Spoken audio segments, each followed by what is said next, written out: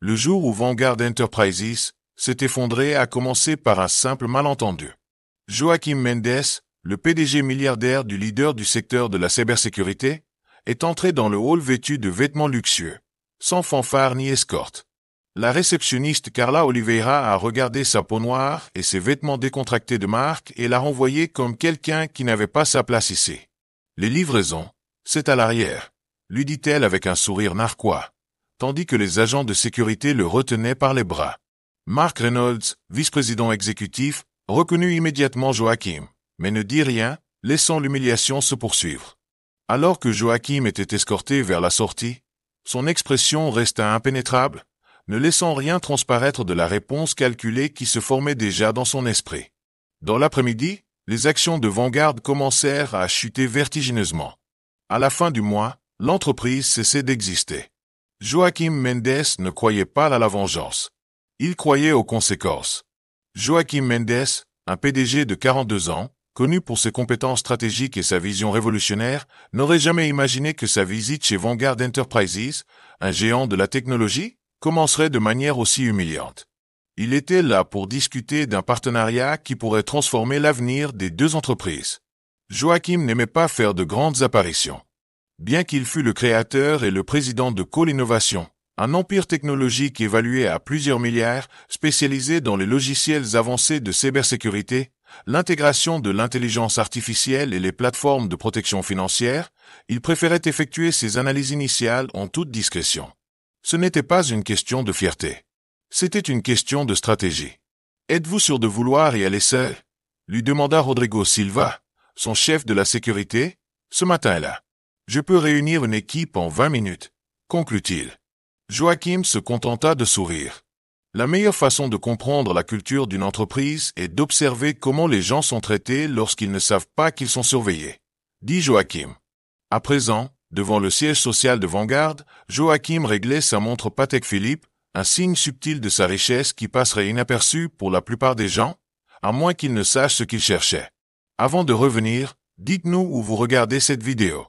Et si cette histoire vous touche, n'oubliez pas de vous abonner, car demain, je vous réserve quelque chose de vraiment spécial. Il traversa la rue d'un pas décidé, se joignant au flux de personnes qui entraient dans le bâtiment. Le changement instantané d'ambiance était palpable. Là où d'autres recevaient des gestes cordiaux, Joaquim sentait des regards méfiants. Le regard d'un agent de sécurité s'attarda un peu plus que d'habitude. Une jeune cadre serra son sac à main plus fort en le voyant passer. Le hall d'entrée était un exemple de design contemporain, tout en marbre blanc, acier poli et œuvres d'art abstraites qui valaient probablement plus que le salaire annuel de nombreux employés. La réception trônait au centre de la pièce. Derrière elle, une jeune femme aux cheveux blonds impeccablement coiffés et au sourire forcé qui n'atteignait pas ses yeux était assise. Carla Oliveira était clairement dans son élément. En tant que réceptionniste chez Vanguard, elle avait une autorité surprenante pour quelqu'un occupant un poste aussi bas dans la hiérarchie de l'entreprise. C'était elle qui décidait qui pouvait entrer et qui devait être renvoyé. Lorsque Joaquim s'approcha, elle était distraite par son téléphone portable, ignorant un jeune stagiaire qui ne savait pas quoi faire devant elle. « Excusez-moi, » dit le stagiaire d'une voix timide. « Pourriez-vous m'indiquer où se trouve la salle de conférence Miller ?» Ashley roula des yeux de manière exagérée, sans même détourner le regard de son téléphone portable. « Vérifiez la liste, » répondit-elle en pointant vaguement un tableau électronique sur le mur d'en face. « Je ne suis pas Google Maps. » Le stagiaire s'est éloigné précipitamment, le visage rouge de honte. Ashley a esquissé un sourire malicieux avant de retourner consulter son fil d'actualité sur les réseaux sociaux. Cette petite démonstration de pouvoir semblait lui donner de l'énergie, et elle a ajusté son blazer de marque avec un sourire satisfait. Joaquim s'est approché de la table, observant chaque détail. La plaque avec le nom, Carla Oliveira, coordinatrice des relations avec les clients, le prix, employé du mois, encadré datant de 6 mois, le bracelet Tiffany discrètement visible à son poignet, la façon dont ses yeux se sont tournés vers lui pour l'évaluer, puis se sont rapidement détournés, affichant du dédain. « Bonjour », dit Joaquim, sa voix transmettant l'assurance de quelqu'un habitué à diriger des réunions importantes. « J'ai une réunion avec Richard Lawson à 9 heures. » Ashley ne détourna même pas les yeux de l'écran. Ses ongles manucurés continuèrent à glisser sur la surface tandis qu'elle répondait d'un ton indifférent et répété. « Non, demanda-t-elle. Joaquim Mendes, répondit-il. Cette fois, elle leva les yeux et le jaugeait rapidement. Son expression passa de l'indifférence professionnelle à quelque chose de plus évident, le mépris. Bien sûr, dit-elle d'un ton sarcastique. L'entrée pour les livraisons se trouve à l'arrière, dans la ruelle de service. Elle retourna à son téléphone, considérant clairement la conversation terminée. Joaquim resta immobile, impassible malgré le rejet. Le choc fut immédiat. Joaquim, habitué à être respecté partout où il allait, vit son autorité remise en question de manière brutale. Mais le PDG de Call Innovation ne se laissa pas déstabiliser. Pendant un instant, il songea à se retirer, mais son désir de corriger cette erreur et d'affirmer sa présence fut plus fort. Il resta calme et dit « Veuillez vérifier dans l'agenda, s'il vous plaît », dit Joaquim. Il savait qu'il ne s'agissait pas d'un simple malentendu. C'était plus que cela. Carla, avec un sourire ironique, insista sur le fait que Joaquim ne figurait pas sur la liste, méprisant ses paroles. Dans son esprit, il n'était qu'un aspirant de plus essayant d'entrer dans le monde des grands. La frustration de Joaquim grandit. Il savait que son nom avait du poids, mais en étant ignoré de cette manière, l'humiliation prit le dessus. Cependant, il resta ferme, sans céder à la provocation. Il savait que ce n'était que le début de quelque chose de plus grand. Comme il l'avait appris tout au long de sa vie, tous les défis n'apparaissent pas de manière évidente. Certains se présentent sous la forme de petites défaites. Face au mépris de Carla et à l'atmosphère tendue, d'autres employés ont commencé à remarquer la situation. Joaquim a remarqué que certains regardaient discrètement, ne sachent pas comment réagir. La tension dans le hall était palpable, mais il n'a pas reculé. Les paroles méprisantes de Carla n'étaient pas seulement une erreur de service, mais le reflet de la culture de cette entreprise. Il est resté calme, mais à l'intérieur, la colère commençait à monter. Il savait que ce n'était que le début et que sa présence ici pourrait être plus puissante qu'il ne l'avait jamais imaginé. Carla Oliveira était toujours plongée dans son téléphone portable, sans se rendre compte que Joaquim Mendes n'était pas un simple visiteur. Ce n'était pas quelqu'un d'ordinaire, c'était le fondateur et PDG de l'une des entreprises les plus innovantes et les plus prospères du monde technologique. Il prit une profonde inspiration, attendant le moment opportun pour montrer que sa position ne pouvait être ignorée aussi facilement. Lorsque Richard Lawson, le PDG de Vanguard, fit enfin son apparition, quelque chose changea dans l'atmosphère. Il jeta un rapide coup d'œil à Joaquim et le reconnut immédiatement. Ce n'était pas seulement le visage d'un PDG connu, mais celui d'une personne ayant un réel pouvoir sur le marché technologique. Richard, d'un petit signe de la tête, fit signe aux agents de sécurité de cesser d'encercler Joaquim. Malgré la tension, le fait d'être reconnu par l'un des plus grands leaders de l'industrie technologique, au sein d'une entreprise rivale, changeait tout. Joaquim sentit que sa présence commençait à avoir l'impact souhaité. Carla, qui était auparavant si sûre d'elle dans son rôle de femme de pouvoir, réalisa l'erreur dans laquelle elle s'était fourrée. Lorsque Richard lui lança un regard réprobateur, elle tenta de dissimuler son expression de surprise, mais il lui était impossible de cacher son malaise. Elle avait déjà entendu parler de l'importance de Joaquim, mais elle n'aurait jamais imaginé qu'il s'agissait réellement de cet homme. L'humiliation ne faisait que commencer pour elle. Son comportement indifférent et insensible semblait désormais refléter une erreur fatale qui pourrait nuire à toute l'entreprise. Joaquim, imperturbable face au changement soudain d'attitude de Carla, se tourna vers Richard avec un regard calme. Il savait ce qui était en jeu à présent. Il ne s'agissait pas seulement d'une réunion d'affaires, mais d'une démonstration claire de qui détenait réellement le pouvoir. D'un simple geste, Joaquim prit soin de passer sans regarder la réception. Il était là pour une raison, et personne, ni Carla, ni les agents de sécurité, ne l'en empêcherait. Le jeu avait commencé, et il avait le contrôle. Alors que Joaquim passait devant la réception avec Richard Lawson, les yeux de Mark Reynolds, vice-président exécutif, se plissèrent lorsqu'il remarqua sa présence. Cependant, son regard ne reflétait pas le respect, mais plutôt une curiosité qui se transforma rapidement en désintérêt. Mark ne voyait aucune raison de prêter attention au PDG de Call Innovation. Pour lui, l'apparence de Joaquim, sans sécurité ni conseiller, semblait plus une provocation qu'une menace. Il était prêt à ignorer la situation et à passer son chemin. Mais ce serait une erreur qu'il paierait cher plus tard. Joaquim, quant à lui, remarqua que, Bien qu'il fût reconnu par Richard, les autres cadres présents dans la salle ne semblaient pas disposés à admettre son pouvoir. Mark Reynolds, en particulier, semblait vouloir minimiser son importance. Malgré toute sa richesse et son succès, il y avait encore ceux qui, par ignorance ou par préjugé, ne le considéraient pas comme une figure respectable. Le malaise dans la salle de réunion était palpable. Mark Reynolds et Richard Lawson se regardaient de travers, tous deux conscients que la situation était hors de contrôle. Joachim, avec son silence calculé, observait tout. Il savait que le conflit entre les deux cadres serait le facteur déterminant dans sa décision finale. Au lieu de s'impliquer directement, il s'est contenté d'observer et de calculer les prochaines étapes. Il était conscient que ce moment de tension pouvait être la clé du changement qu'il recherchait. Carla Oliveira était clairement à l'aise dans son rôle de réceptionniste. Elle ne savait pas qui il était, mais la façon dont elle le traitait reflétait davantage sa croyance dans les apparences que tout autre facteur. Pour elle, il ne correspondait pas au profil d'un PDG. Cette erreur de jugement a été renforcée par l'attitude détendue de quelqu'un qui ne savait pas qu'il était sur le point de ruiner l'avenir de sa propre entreprise. Et elle ne se rendait pas compte que son petit geste était sur le point de déclencher une série d'événements dévastateurs. Carla Oliveira sentait un poids grandissant peser sur elle. Elle savait déjà qu'elle avait commis une erreur, mais elle n'imaginait pas la gravité de ce qui venait de se passer.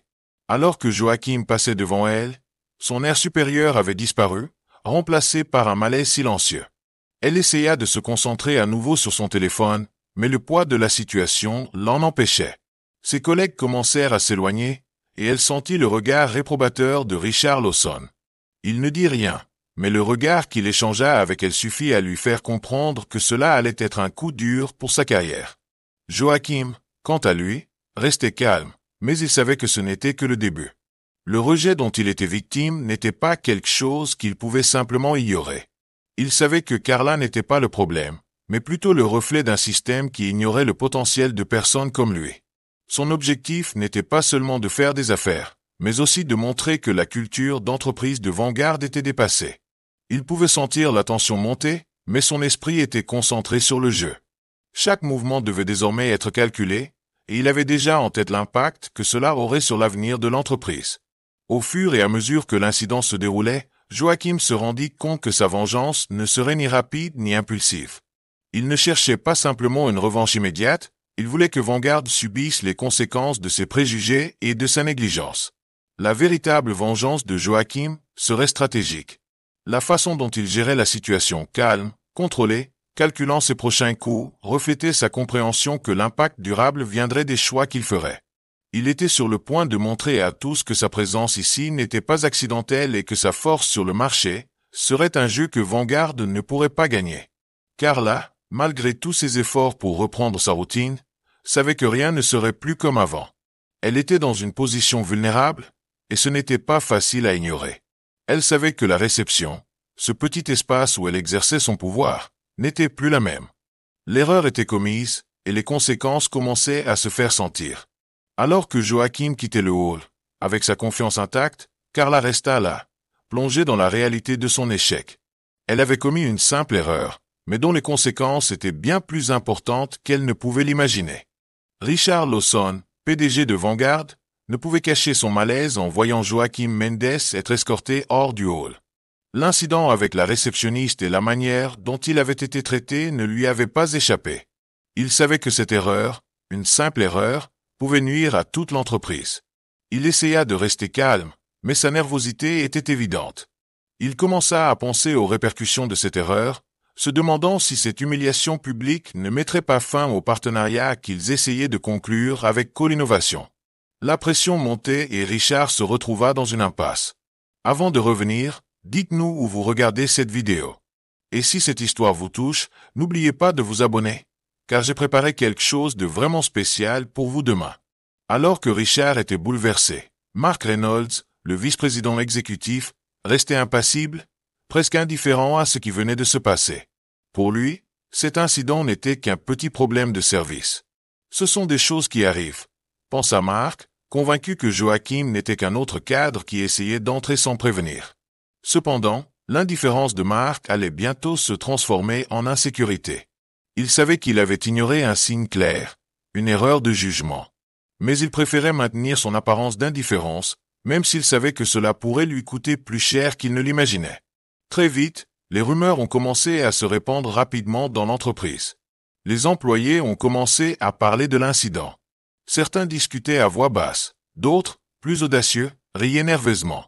Il était clair que quelque chose échappait à tout contrôle. Le fait que Joachim soit le PDG d'une entreprise multimilliardaire et qu'il ait été humilié de cette manière ne semblait pas être quelque chose qui pourrait être facilement effacé. La réaction des cadres a été tardive, mais la prise de conscience qu'ils avaient affaire à quelque chose de plus grand a commencé à envahir la pièce. L'impact d'une simple erreur était sur le point de changer le destin de tous.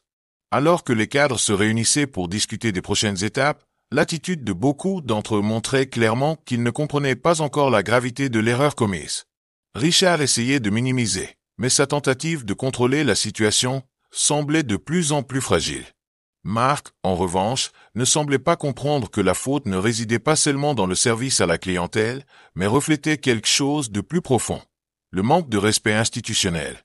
Joachim était en tête, calculant chaque mouvement, sachant que chaque minute de mépris était une occasion pour lui d'avancer, non seulement dans les affaires, mais aussi pour changer la mentalité même de Vanguard.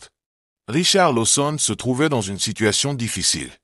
Il savait que Vanguard était sur le point de conclure un accord important avec Call Innovation, mais en même temps, l'erreur commise par la réceptionniste et son manque d'intervention rapide mettaient tout en péril. La colère qu'il ressentait envers lui-même augmentait à chaque seconde qu'il passait sans solution. Il essayait de justifier la situation en se disant qu'il pouvait encore corriger son erreur, mais la vérité était qu'à ce moment-là, l'inaction semblait encore plus préjudiciable. Il devait agir vite, mais il ne savait pas comment. Alors que Richard s'affligeait, Mark Reynolds observait la scène avec une indifférence inquiétante. Il était convaincu que cela ne serait qu'une tempête dans un verre d'eau, quelque chose de facile à effacer avec quelques excuses et un cadeau d'entreprise. Mais l'attitude de Mark était loin d'être la plus stratégique. Il ne voyait pas la gravité de l'erreur. Pour lui, la solution était simple, ignorer l'incident et poursuivre les plans comme si de rien n'était. Le manque de vision de Mark quant à l'impact d'une simple erreur de service montrait à quel point il était déconnecté de la réalité qui se déroulait sous ses yeux. Alors que les dirigeants tentaient de résoudre la situation en interne, le marché commençait déjà à réagir. Les premières informations sur l'incident ont commencé à circuler parmi les investisseurs et les analystes technologiques. Le cours de l'action Vanguard a commencé à baisser lentement, reflétant l'inquiétude suscitée par l'erreur commise et l'incertitude quant au partenariat avec Call Innovation. Bien que le marché soit encore calme, la chute des actions indiquait que l'incident affectait la perception du public et des entreprises. La gravité de l'erreur devenait évidente, non seulement pour les dirigeants, mais aussi pour le monde extérieur. Dans la salle de réunion, l'impasse entre les dirigeants était évidente. Richard tentait de calmer le jeu, mais son inquiétude était palpable. Mark, indifférent, n'aidait en rien, et les autres membres du conseil d'administration commençaient à se rendre compte que l'inaction des deux hommes aggravait le problème. La tension était palpable. Joachim, quant à lui, savait qu'il avait le contrôle, et chaque hésitation de Vanguard ne faisait que le renforcer. L'impasse entre les dirigeants de Vanguard était sur le point de mener l'entreprise à un tournant majeur. Carla Oliveira avait du mal à croire ce qui se passait. Après l'incident avec Joachim, elle fut convoquée à une réunion au service des ressources humaines. Les yeux de ses collègues, auparavant indifférents, la regardaient désormais avec un mélange de curiosité et de jugement. L'humiliation était palpable, et le poids d'un licenciement imminent commençait à peser sur elle. Carla ne comprenait pas complètement l'impact que son erreur avait eu. Il ne s'agissait pas seulement d'une erreur de service, mais du reflet d'une culture d'entreprise qu'elle avait contribué à entretenir. Dans son esprit, elle savait qu'elle ne pourrait pas échapper aux conséquences. Vanessa Lewis, cadre supérieur et l'une des rares personnes noires chez Vanguard, observait le chaos avec un mélange de satisfaction et de regret. Elle savait que la culture toxique de l'entreprise ne favorisait pas les personnes comme elle, mais ce qui était arrivé à Joachim l'avait amené à réfléchir à tout ce qu'elle avait toléré au fil des ans. Alors que les autres cadres se souciaient des apparences, Vanessa savait que le vrai problème résidait dans les attitudes quotidiennes, les petites humiliations et l'inégalité de traitement. Elle avait le sentiment que, même si la situation de Joachim était extrême, elle avait elle-même vécu des moments similaires, mais de manière plus silencieuse. Pendant que le licenciement de Carla se déroulait, Vanessa a pris une décision importante. Elle avait déjà prévu de quitter Vanguard, mais elle savait désormais qu'elle ne pouvait plus attendre. Ce qui était arrivé à Joachim, le mépris systématique et le traitement inégal, avait été la goutte d'eau qui avait fait déborder le vase. Vanessa n'était plus disposée à se taire ou à attendre que les choses changent d'elles-mêmes. Elle savait que sa carrière là-bas était déjà compromise, que la culture de l'entreprise ne lui serait jamais favorable. Il était temps pour elle de suivre sa propre voie. Plus tard dans la journée, Vanessa a reçu un message de Joachim. Il voulait lui parler. Lorsqu'ils se sont rencontrés, il l'a reconnue comme l'une des rares personnes de l'entreprise qui semblait comprendre ce qui se passait. Vanessa a ressenti un soulagement inattendu en réalisant qu'il ne la considérait pas comme une adversaire. Au cours de la conversation, Joachim fut direct. « Vous le saviez, n'est-ce pas? Que cette entreprise n'était pas prête pour le changement. » Elle confirma, et il l'invita à une réunion en dehors de l'entreprise, où il commencerait à poser les premiers jalons d'une nouvelle direction. L'opportunité se présentait à elle, et Vanessa savait que c'était maintenant ou jamais. L'impact de l'erreur commise par Vanguard commençait à se faire sentir partout. Le cours de l'action de l'entreprise chutait de minute en minute. Les analystes ont commencé à s'interroger sur la stabilité du partenariat avec Call Innovation, et le marché a réagi avec une certaine panique. L'humiliation de Joachim Mendes, désormais amplifiée par les caméras et la presse, ternit l'image de Vanguard de manière irréparable. Il ne s'agissait pas seulement d'une défaillance du service, mais d'une défaillance systémique. Le monde des affaires assistait à la chute d'un géant, et la réputation de l'entreprise était en jeu. Richard Lawson, désespéré de limiter les dégâts, a commencé à convoquer des réunions avec la haute direction. Mais même dans sa position de leader, il ne pouvait dissimuler son manque de contrôle sur la situation. Il essayait de donner des ordres et d'effacer les traces de l'échec, mais la situation était bien au-delà de son contrôle. Les investisseurs posaient des questions, les cadres prenaient leur distance et même ses collègues les plus proches semblaient douter de sa capacité à sauver Vanguard. La pression sur Richard augmentait, et il savait que le moindre faux pas pourrait être fatal. Il se demandait s'il pourrait se relever après cet effondrement. Mark Reynolds, quant à lui, continuait à sous-estimer la gravité de la situation. Dans son esprit, il ne s'agissait que d'une crise de relations publiques, quelque chose qui pourrait être facilement résolu par un don ou un changement d'orientation. Il minimisait la crise, convaincu qu'un bon marketing pourrait remédier au manque de respect dont Vanguard avait fait preuve. Le manque de vision de marque le plaçait dans une position de plus en plus isolée. Les autres dirigeants commençaient déjà à remettre en question ses priorités, et il devenait de plus en plus un obstacle plutôt qu'une solution. Le temps pressait. Alors que Vanguard luttait pour rester à flot, la réponse de Joachim Mendes fut décisive. Il retira Call Innovation de la négociation de manière rapide et directe. Le partenariat dont Vanguard avait tant besoin pour survivre fut annulé d'un simple geste.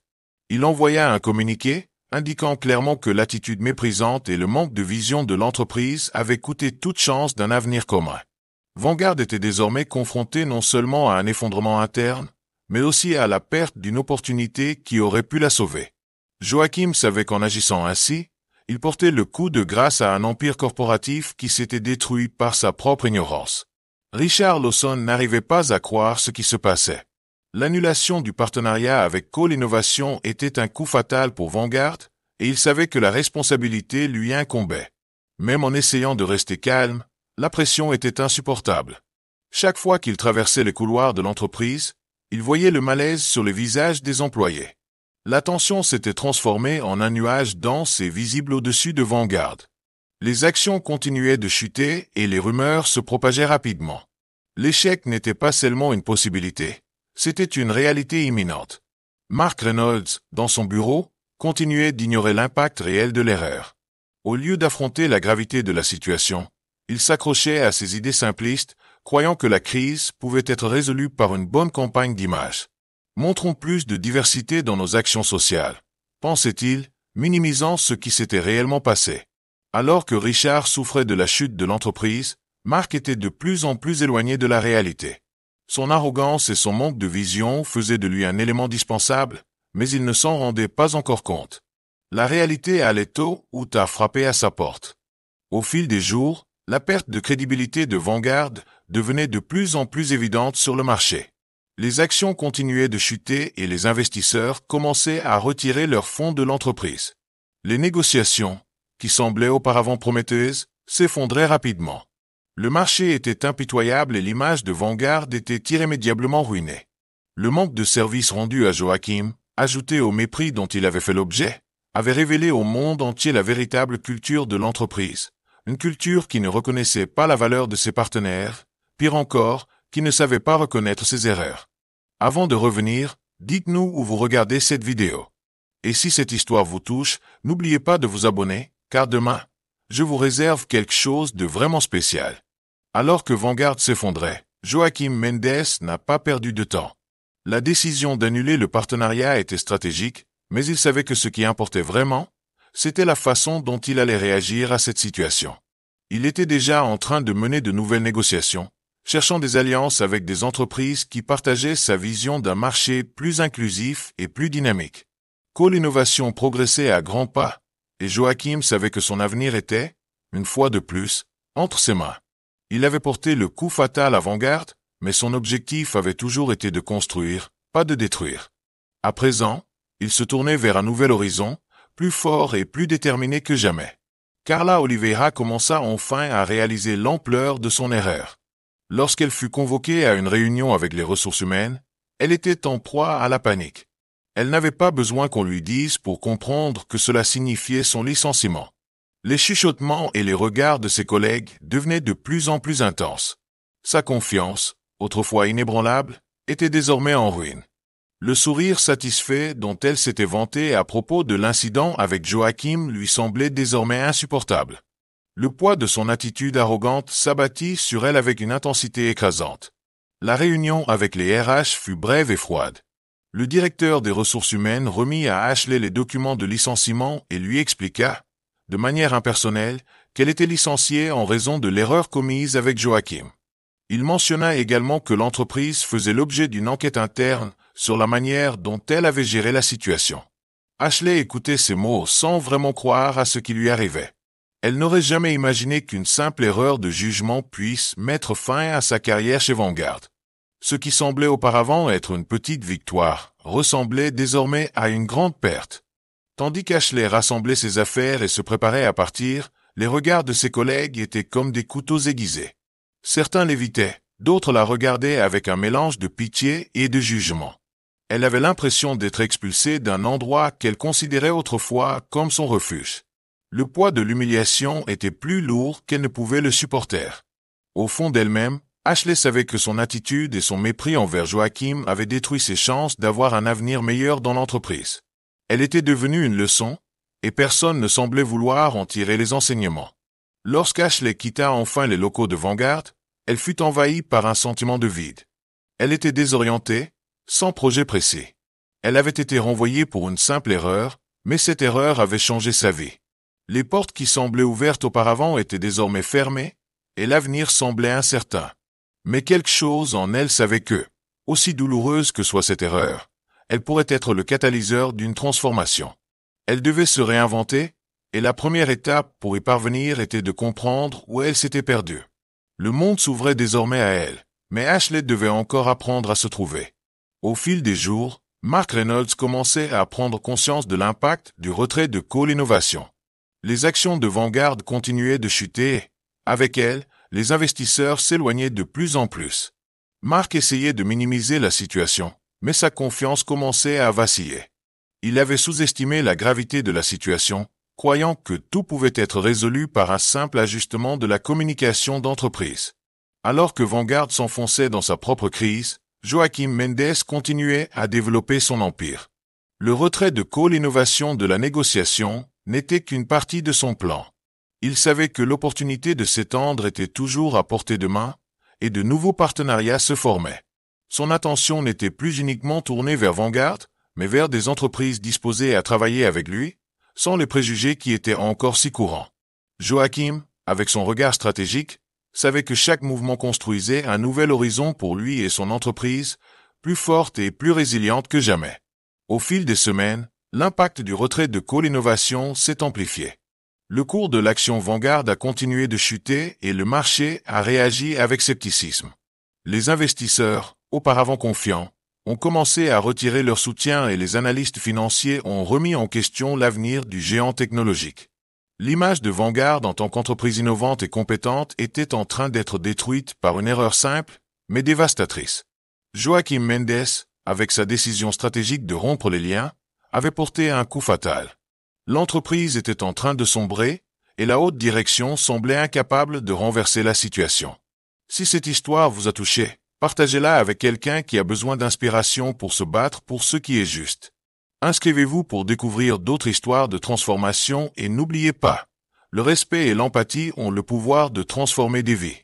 Et n'oubliez jamais, ne sous-estimez jamais quelqu'un pour ce qu'il semble être.